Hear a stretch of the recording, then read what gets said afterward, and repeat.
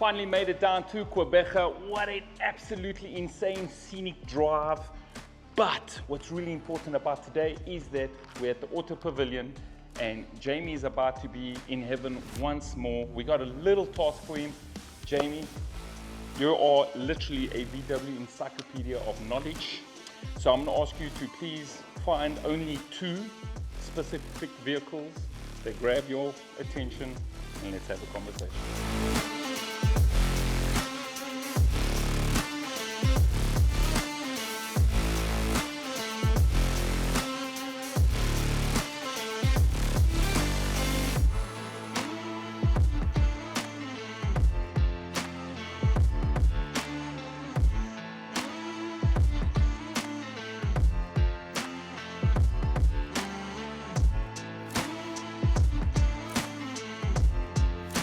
So, the last one.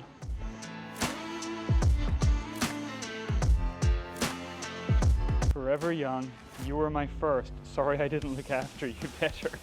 That is probably everyone's first car. You rock City. Farewell to the legend.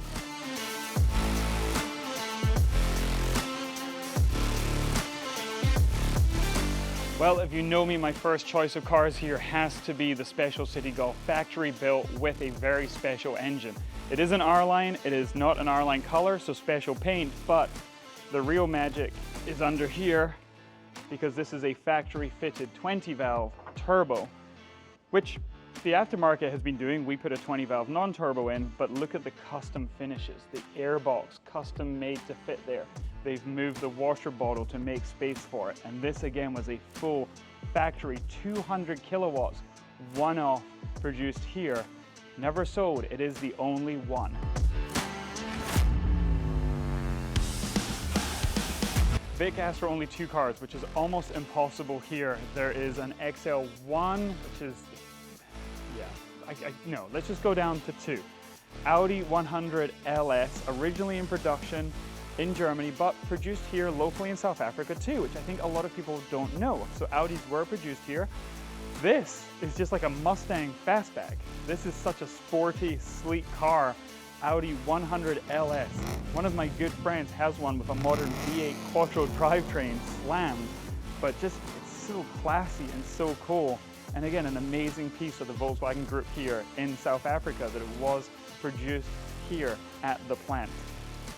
Super nerdy, super obscure, but fascinating.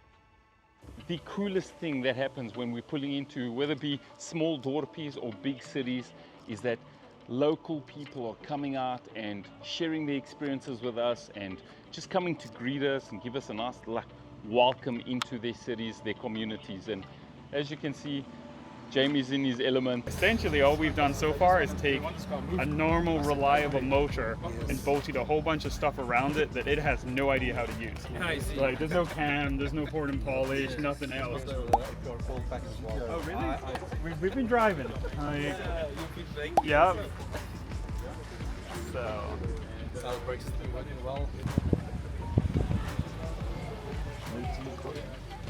It's actually got some value to it. Pretty excited about that. After some delicious food and great hospitality, we made our way to VW Motorsports HQ and were given a tour to the impressive facility by Mike Rowe, the legend of motorsport himself. So this rally car is one of the first S2000s built in the world. Okay. So we sort of South Africa pioneered S2000 back in the day.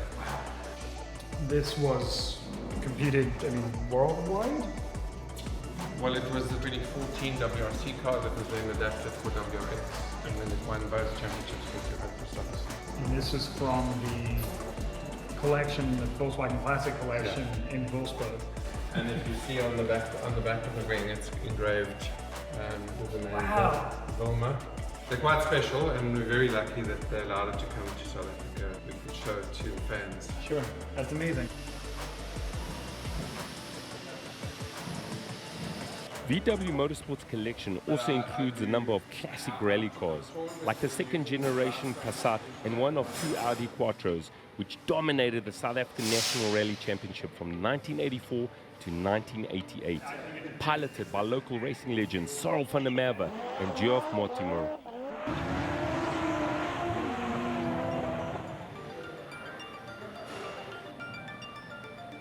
I would love to turn it into a proper race car again.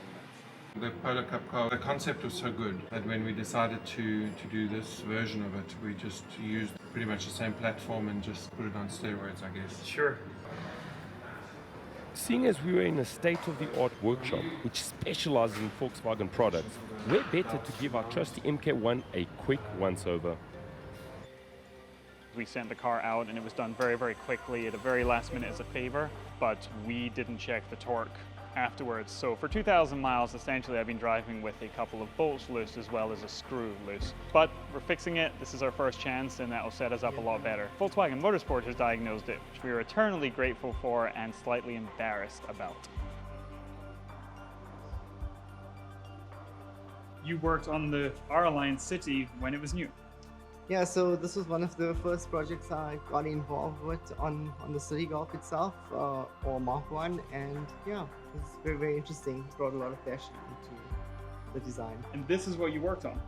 Yeah, so we worked together as a team of designers. When I got involved, a lot of the body kit was already done by a colleague of mine, Anthony Koch. It was logical. The Golf Mark 1 GTI is where I got the inspiration to bring back sort of especially that color team with the red surround around the grille and also on the lower grille, still very sporty.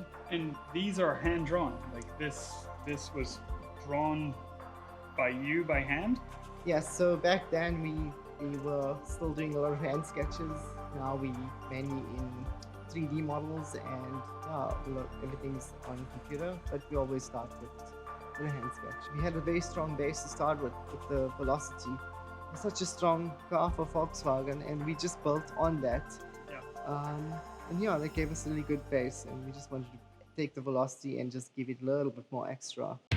Straight after the break. 130, 140. Front page! Look at that. Look at that.